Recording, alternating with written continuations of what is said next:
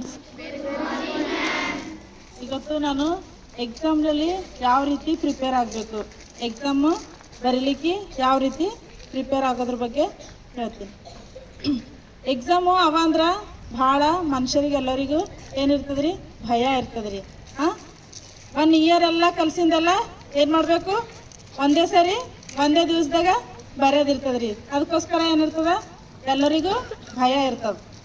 ಹಾಗಾಗಿ ನಾವು ಯಾವ ರೀತಿ ಓದಬೇಕು, ಹೆಂಗೆ ಓದಿದ್ರೆ ಎಕ್ಸಾಮ್ನಲ್ಲಿ ಹೆಚ್ಚು ಮಾರ್ಕ್ಸ್ ಬರ್ತಾವ, ನಾವು ಯಾವ ರೀತಿ ಓದಿದ್ರೆ ನಮ್ಗೆ ವಿದ್ಯೆ ಬಹಳ ಉಪಯೋಗ ಆಯ್ತದ ಅಂಬೋದ್ರ ಬಗ್ಗೆ ಹೇಳ್ತೀನಿ.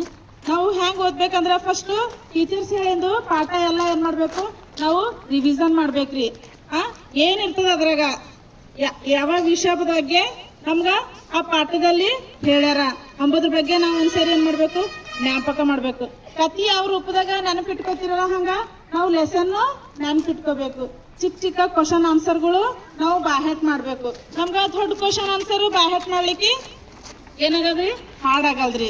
ಅದಕ್ಕಾಗಿ ನಾವು ಸಣ್ಣ ಸಣ್ಣ ಕ್ವಶನ್ ಆನ್ಸರ್ಸ್ ಬಾಹೆಟ್ ಮಾಡ್ತೀವಿ ಅಂದ್ರೆ ದೊಡ್ಡ ಕ್ವಶನ್ ಆನ್ಸರಿಗೆ ನಾವು ಟಚ್ ಮಾಡ್ಬೋದ್ರಿ.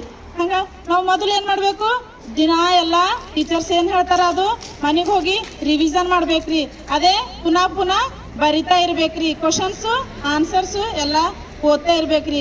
ನಾವು ಎಕ್ಸಾಮ್ ಬಂದಿನಾಗ ನಮ್ಗೆ ಹಾರ್ಡ್ ಆಗಲ್ರಿ. ಒಂದು ಪದ ಅದಂದ್ರ ಅದು ನಾವು 2-3 ಸರ್ತಿ ಹೇಳ್ದೇವಂದ್ರ ನಮ್ಗೆ ಅದೇನಾಯ್ತದ್ರಿ, ಬ್ಯಾಹೆಟ್ ಆಯ್ತದ್ರಿ. ನಾವು ಎಕ್ಸಾಮ್ ಬರ್ತಿಕ್ಕೆ ಏನು ಮಾಡ್ತೀವ್ರಿ, ಆತುರದಿಂದ ಭಾಳ ಟೆನ್ಷನ್ ಆದಾಗಿರ್ತೀವ್ರಿ. ಆ ಟೆನ್ಷನ್ದಾಗ ಓದಿಂದು ಯಾವ್ದು ಭೀ ತಲೆಗೆ ಹತ್ತಲ್ರಿ. ನಮಗೇನಿರ್ಬೇಕು, ಫಸ್ಟು ಮೈಂಡು ರಿಲೀಫ್ ಇರ್ಬೇಕ್ರಿ. ಸ್ವಲ್ಪ ನಾವು ಯೋಗ ಮಾಡಬೇಕು, ಒಳ್ಳೊಳ್ಳೆ ಆಹಾರ ತಿನ್ಬೇಕು. ಅವಾಗ ಏನಿರ್ತದ, ನಮ್ಮ ಮೆದುಳಿಗೆ ಒಳ್ಳೆ ಕೆಲಸ ಕೊಡ್ತದ್ರಿ. ಹಾಗಾಗಿ ನಾವು ಏನು ಮಾಡಬೇಕು, ಒಳ್ಳೆ ರೀತಿಲಿ ಓದ್ಬೇಕ್ರಿ. ಮತ್ತೇನು ಮಾಡಬೇಕು, ಸೆಕೆಂಡ್ನೇದಾಗಿ ನಾವು ದಿನ ನಾವೇನು ಮಾಡಬೇಕು, ಮನೆಗೆ ಹೋಗಿ ಅದು ಟೀಚರ್ಸ್ ಹೇಳಿದ್ದು ಜ್ಞಾಪಕ ಮಾಡ್ಕೋಬೇಕ್ರಿ. ಜ್ಞಾಪಕ ಮಾಡ್ಕೊಂಡು ಬರಿತಾ ಇರ್ಬೇಕ್ರಿ, ಓದ್ತಾ ಇರ್ಬೇಕ್ರಿ. ಅವಾಗ ನಮ್ಗೆ ಏನಾಯ್ತದ, ನಮ್ಗೆ ಓದ್ಲಿಕ್ಕೆ ಈಸಿ ಆಯ್ತದ್ರಿ. ಡೈಲಿ ಸ್ಟಡಿ ಮಾಡ್ಬೇಕ್ರಿ. ನಾವು ಎಕ್ಸಾಮ್ ಬಂದಾಗ ಅಷ್ಟೇ ಸ್ಟಡಿ ಮಾಡಿದ್ರೆ ಬರಲ್ರಿ, ಯಾವ್ದು ಕಷ್ಟ ಅನಿಸ್ತದ್ರಿ, ಹಾರ್ಡ್. ನಮಗ್ನು ಯಾವ್ದು ಸಡನ್ಲಿ ಬಂದು ನಮಗ್ ಪಾಠ ಹೇಳಂದ್ರೆ ನಮಗ್ನು ಆಗಲ್ರಿ. ನಾವು ಭೀ ಮನ್ಯಾಗ ಪ್ರಿಪೇರ್ ಆಗಿ ಬರ್ತೇವ್ರಿ. ಹಂಗ ನೀವು ಭೀ ಏನಾಗ್ಬೇಕು, ಪ್ರಿಪೇರ್ ಆಗ್ಬೇಕ್ರಿ. ಒಂದು 15 ದಿವಸಕ್ಕಿನ ಮೊದಲೇ ಏನಿರ್ತದ್ರಿ, ನಮ್ಗೆ ಒಂದು ಎಕ್ಸಾಮ್ ಅಂದ್ರೆ ಒಂದು 15-20 ದಿವಸ ಏನಿರ್ತದ ಸಮಯ ಇರ್ತದ. ಒಂದು ಪೇಪರ್ ಅದಂದ್ರ 2-3 ದಿವಸ, ಯಾವಾಗ 1 ದಿವಸ ಚುಟ್ಟಿ ಇರ್ತದ, ಯಾವಾಗ 2 ದಿವಸ ಚುಟ್ಟಿ ಇರ್ತದ.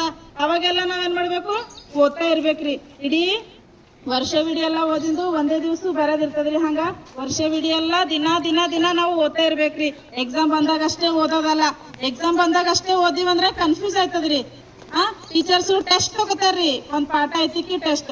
ಆ ಟೆಸ್ಟ್ ಎಲ್ಲ ನಾವೇನ್ ಮಾಡ್ಬೇಕು, ಮತ್ತೆ ರಿವಿಷನ್ ಮಾಡ್ತಾ ಇರ್ಬೇಕ್ರಿ. ಟೆಸ್ಟಿಗೆ ಯಾವ ಟೀಚರು ಹೆಂಗ ಕ್ವಶನ್ ಕೊಟ್ಟಾರ, ಯಾವ ರೀತಿ ನಾವು ಅದಕ್ಕೆ ಆನ್ಸರ್ ಬರ್ದೇವು, ನಮ್ಗೆ ತಪ್ಪಾಗಿತ್ತೇ ಇಲ್ಲ. ಆ ತಪ್ಪಾಗಿದ್ದು ನಾವೇನ್ ಮಾಡ್ಬೇಕು, ಮತ್ತೆ ತಿದ್ಕೊಂಡು ಬರಿಬೇಕ್ರಿ. Okay, thank you.